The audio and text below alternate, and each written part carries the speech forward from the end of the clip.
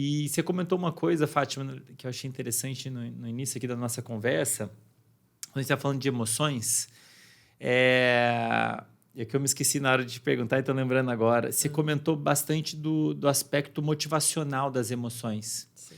Posso entender, no meu entendimento, queria ver se você concorda, né? Todas as emoções ela têm um aspecto motivacional também, né? Então, Sim. como você falou, algumas delas está muito relacionado ao comportamento, à ação. Algumas delas vão me fazer ter energia para me aproximar do estímulo, talvez. Outras no sentido oposto, dependendo do que é o estímulo, do que é a emoção. Tá certa essa leitura? Então, todas as emoções elas vão ter um aspecto motivacional, né? De te direcionar para fazer alguma coisa específica em relação ao estímulo. Sim, totalmente, é isso. E vai ter um aspecto motivacional que vai, então, ser um deflagrador de respostas motoras, né, comportamentais, seja de se aproximar, seja de se esquivar, enfim. Respostas fisiológicas, né, do seu coração, do seu sistema imune, do seu sistema endócrino, enfim. E que o seu cérebro vai ter uma forma também de usar essas informações para armazenar isso como uma informação e para atualizar, né? É um aprendizado, né? É um aprendizado. Então, assim, os eventos que acontecem num contexto de conotação emocional importante, né?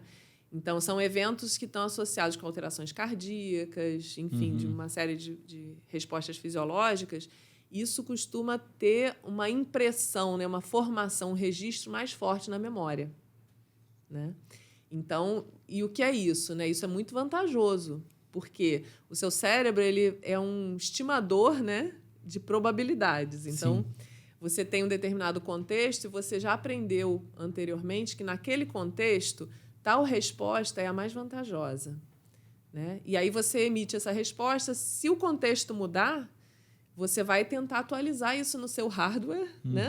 No seu software, de modo que de uma próxima vez que você vivencia aquela situação, uma situação parecida, você vai usar esse conhecimento. Sim. Então, essas emoções vão guiar os nossos comportamentos e vão também produzir um impacto importante na formação de memórias. Certo. Que vão depois guiar os nossos comportamentos futuros. Certo. Isso que você acabou de falar é um aspecto importante quando a gente fala, por exemplo, de tratamentos de um modo geral, né? Então, por exemplo, a pessoa tem uma questão, talvez até sofreu um trauma, talvez essa questão do trauma seja talvez extremo demais, mas estou imaginando aqui uma pessoa que, digamos, ela fica muito ansiosa, e eu digo muito de forma que atrapalha ela quando ela chega no trabalho.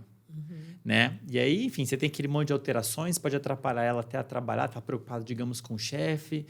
E aí, né, você tem no meio dessas alterações, você tem o aspecto motivacional que está direcionando ela para lidar com o perigo que talvez ela veja no chefe, e ela não consegue concentrar no trabalho ou nos estudos, fica toda hora lembrando, né?